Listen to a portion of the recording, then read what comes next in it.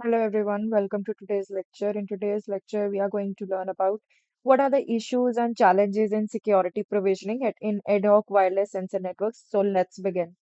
तो सबसे पहले हम समझते हैं कि जो हमारे वायरलेस सेंसर नेटवर्क्स या जो हमारे ad hoc नेटवर्क्स होते हैं they are difficult to secure because of their design and working style. ठीक है, और इसमें डिफरेंट होते हैं वर्किंग स्टाइल इनके then rather than traditional networks. तो इसमें हमारे पास बहुत ज्यादा ना सिक्योरिटी चैलेंजेस आते हैं। So let's see that. सबसे पहला सिक्योरिटी चैलेंज आता है हमारे पास लिमिटेड रिसोर्सेज। अब इसमें है क्या कि जो हमारे वायरलेस सेंसर नेटवर्क्स होते हैं, ठीक है, तो इसमें जो हमारी नोड्स होते हैं they are of very small size. ठीक है, ये हमारा वायरलेस सेंसर नेटवर्क है। ठीक है, इसमें जो हमारे पास नोड्स हैं they are of small size basically. ठीक है, सो बिकॉज ऑफ दैट हमारे पास क्या क्या चीजें होती हैं, उसकी जो बैटरी है वो बहुत लो होगी, उसका स्लो प्रोसेसर होगा और उसकी स्मॉल मेमोरी होगी। ठीक है, इसलिए हैवी इंक्रिप्शन, हैशिंग या कॉम्प्लेक्स सिक्योरिटी एल्गोरिदम्स ये रन नहीं कर सकते। ठीक है, फॉर एग्जाम्पल अगर एक सेंसर नोड पर हम RSA इंक्रिप्शन रन करें, ठीक है, जैसे इसमें मैं RSA इंक्रिप्शन रन करती हूँ इसके ऊपर एक नोड के ऊपर। ठीक है, तो जो बैटरी है इसकी जल्दी खत्म हो जाएगी, तो इस एक नोड की वजह से पूरा नेटवर्क क्या हो जाएगा, डाउन हो जाएगा। ठीक है, तो जो कि एक प्रॉब्लम है। ठीक है, इसीलिए हम light weight security network protocols ही यूज कर सकते हैं, जैसे कि AES। ठीक है, तो हम इसको यूज कर सकते हैं rather देन RSA, क्योंकि ये बहुत ज्यादा हैवी है। जो नोड्स जो है बेसिकली अगर एक नोड भी डाउन होगी तो पूरा नेटवर्क डाउन हो सकता है एक की वजह से। ठीक है, तो यही मैंने सब कुछ लिखा हुआ है, आप इसको रीड कर लेना एक बार। ठीक है, अगला इशू क्या आता है हमारे पास एडॉक वायरलेस सेंसर नेटवर्क पे, अब हम इसको देखते हैं, that is unsecured wireless medium. ठीक है, जो हमारे पास वायरलेस सिग्नल्स होते हैं उसको कोई भी कैप्चर कर सकता है। ठीक है, basically that is called unsecured wireless medium. ठीक है, क्योंकि जो हमारे जो सिग्नल्स होते हैं बेसिकली वो एयर में ट्रैवल करते हैं, तो उनको कोई भी कैप्चर कर सकता है या इंटरफेयर कर सकता है उन सिग्नल्स के बीच में। ठीक है, मतलब बेसिकली इसमें आपने मीडियम की बात करनी है कि जो हमारे सिग्नल्स हैं वो डायरेक्टली एयर में ट्रैवल कर रहे हैं, है ना, एयर मीडियम में ट्रैवल कर रहे हैं। फिर इसमें हमारे पास एग्जांपल क्या आता है कि अगर एक अटैकर रेडियो डिवाइस लेकर सेंसर के पास खड़ा हो जाए, तो वो डाटा को स्निफ कर सकता है या मॉडिफाई कर सकता है। स्निफ मतलब सुन सकता है। ठीक है, तो वायर्ड नेटवर्क में ये प्रॉब्लम नहीं होती। ठीक है, क्योंकि ये वायरलेस है इसीलिए हमें ये प्रॉब्लम आ रही है। ठीक है, उसके बाद अगला इश्यू देखते हैं हम, that is physical capture of devices. ठीक है, तो जो हमारे पास सेंसर्स होते हैं मोस्टली रिमोट एरियाज में डिप्लॉयड होते हैं। ठीक है, जैसे कि जंगल में, ठीक है, बैटल फील्ड में या फिर रिमोट बिल्डिंग्स में ये हमारे पास बेसिकली डिप्लॉय किए जाते हैं। ठीक है, तो कोई भी आकर उन्हें तोड़ फोड़ कर सकता है, सेंसर चुरा सकता है या फिर कीज निकाल सकता है। ठीक है, जैसे कि एग्जाम्पल देखते हैं अब इसका कि अगर एक अटैकर एक सेंसर को पकड़कर उसकी मेमोरी को यूज करे या रीड करे बेसिकली, ठीक है, तो सारे जो नेटवर्क्स के कीज हैं वो क्या हो जाएंगे, लीक हो जाएंगे। ठीक है, तो आपने ये एग्जांपल इसमें याद रखना है, that if an attacker takes a sensor and reads its memory then they can extract all the network secret keys. ठीक है, so this is the thing. उसके बाद हमारे पास नेक्स्ट इशू देखते हैं, दैट इज डायनेमिक टोपोलॉजी। ठीक है, जो हमारे एडॉक वायरलेस नेटवर्क्स होते हैं उसमें जो नोड्स होती हैं, आपको पता होगा कि जो हमारे पास एडॉक वायरलेस सेंसर नेटवर्क्स होते हैं इसमें हमारे पास नोड्स होती हैं। अब ये नोड्स ना मोबिलिटी होती है नोड्स में, मतलब कि दे आर कंटिन्यूअसली मूविंग। ऐसा नहीं है कि ये आर्किटेक्चर हमेशा मेंटेन रहेगा। अगर ये A B C D है तो हो सकता है थोड़े टाइम पे इस इनकी मूवमेंट चेंज हो जाए, तो A इधर आ जाएगा, B इधर आ जाएगा, C D, क्योंकि ये मूव कर रहे हैं कंटिन्यूअसली। तो कुछ भी जो नोड का स्ट्रक्चर है दैट इज नॉट फिक्स्ड, वो मूव कर रहे हैं क्योंकि। ठीक है, तो अभी मैंने बहुत स्मॉल नंबर ऑफ नोड्स में दिखाया आपको ये। ठीक है, सो दे आर कंटिन्यूअसली मूविंग और ये क्या होते हैं, डेड होते हैं। तो या नए या फिर नए नोड्स भी ऐड हो सकते हैं। यानी कि जैसे सपोज कर लो, जैसे थोड़े टाइम पे बाद क्या हुआ, C डिलीट हो गया, डेड हो गया। ठीक है, या फिर कह लो कोई नया नोड ऐड हो गया, इसमें नोड ऐड हो गया। ठीक है, तो ये भी हो सकता है। तो यही सब मैंने लिखा हुआ है, नोड्स कैन डाई या फिर न्यू नोड्स कैन ज्वाइन। ठीक है, तो अगर दो नोड्स बैटरी खत्म होने की वजह से बंद हो जाए तो राउटिंग क्या हो जाएगी, बेसिकली चेंज हो जाएगी।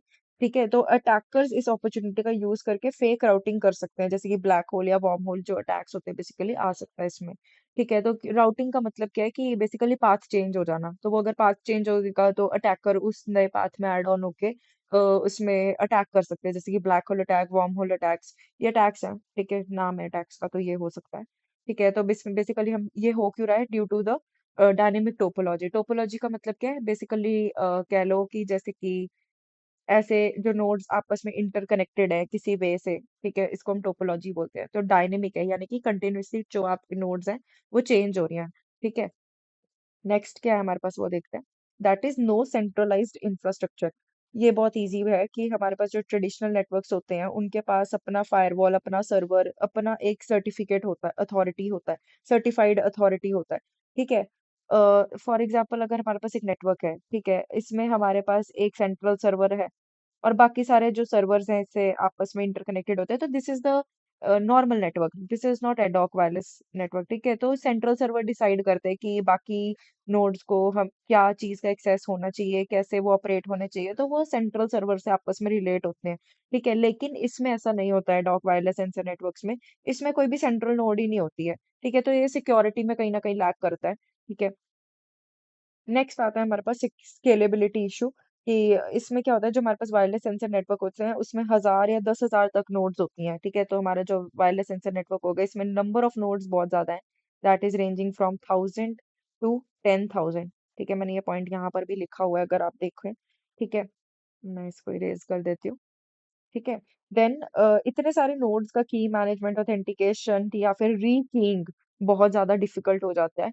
तो ये यहाँ पर इशू आता है, बेसिकली नंबर ऑफ नोड्स का इशू नहीं है लेकिन उसका मैनेजमेंट करना, ऑथेंटिकेशन उसकी मैनेज करना, उसकी की को दोबारा से री करना, ठीक है, अपडेट करना कीज को, बेसिकली वो थोड़ा सा एक बड़ा टास्क हो जाता है।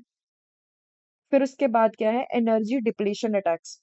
अब इसके बारे में समझते हैं कि एनर्जी डिप्लीशन अटैक्स का क्या मतलब है, कि जो अटैकर्स हैं वो इंटेंशनली ऐसे पैकेट्स भेजते हैं जिससे सेंसर बार बार रिस्पॉन्ड करे या बैटरी फिनिश हो जाए, बेसिकली, ठीक है। तो जैसे सपोज हमारे पास एक सॉरी हमारे पास एक वायरलेस सेंसर नेटवर्क है, ठीक है, इसमें बहुत सारे नोड्स ऑपरेट कर रहे हैं और एक अटैकर ने कुछ मैसेज भेजा जिसको इस नोड ने बेसिकली अपने आप रिस्पॉन्ड कर दिया, तो इससे हमारा पूरा नेटवर्क क्या हो सकता है, डिस्ट्रॉय हो सकता है, बेसिकली, ठीक है। और इंफॉर्मेशन भी लीक्स होती हैं, ठीक है। तो फ्लडिंग अटैक इसी तरीके से होते हैं, ठीक है, कि जो सेंसर है बेसिकली वो रिप्लाई कर देता है अगेन एंड अगेन, बैटरी उसकी वजह से खत्म हो जाती है और जो नोड है वो यूजलेस हो जाती है, ठीक है। नेक्स्ट आता है हमारे पास node compromise and insider tax.